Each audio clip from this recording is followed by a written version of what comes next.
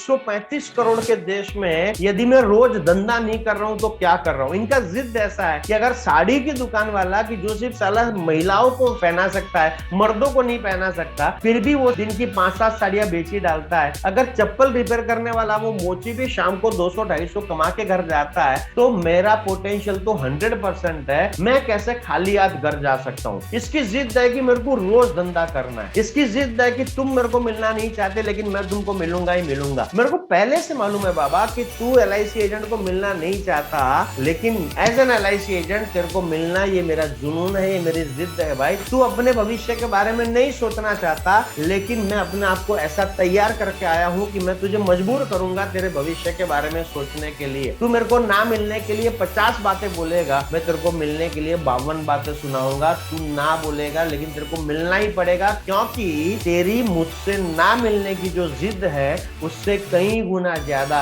मेरी तुझसे मिलने की जिद है। इनको आप कुछ भी बोलो, आप इनको टाल नहीं सकते। इनके दिमाग में एक ही बात है कि मेरे को रोज धंधा करना है, रोज धंधा करना है। कौन सा धंधे वाला आदमी ऐसा है इस दुनिया के अंदर कि जो कभी कभी धंधा करता है? क्या दर्जी कभी कभी कपड़ा सीता है? क्या मोची कभी कभी चप्पल रिपेयर करता है? क्या पान के गल्ले वाला कभी कभी पान और गुटखा बेचता है? क्या डॉक्टर कभी कभी पेशेंट देखता है? क्या वकील कभी कभी अदालत में जाता है? क्या मोटर गैरेज वाला कभी कभी गाड़ी की सर्विसिंग करता है? क्या सब्जी वाला कभी कभी सब्जी बेचता है? कौन सा धंधे वाला आदमी ऐसा है कि जो कभी कभी धंधा करता है? कोई भी धंधे वाला इस दुनिया में ऐसा नहीं है कि जो कभी कभी धंधा करता हो। तो एक एलआईसी एजेंट होने के नाते साला मैं कैसे कभी कभी धंधा करूंगा? अगर पूरी दुनिया रोज धंधा कर रही है तो मेरे को भी रोज धंधा।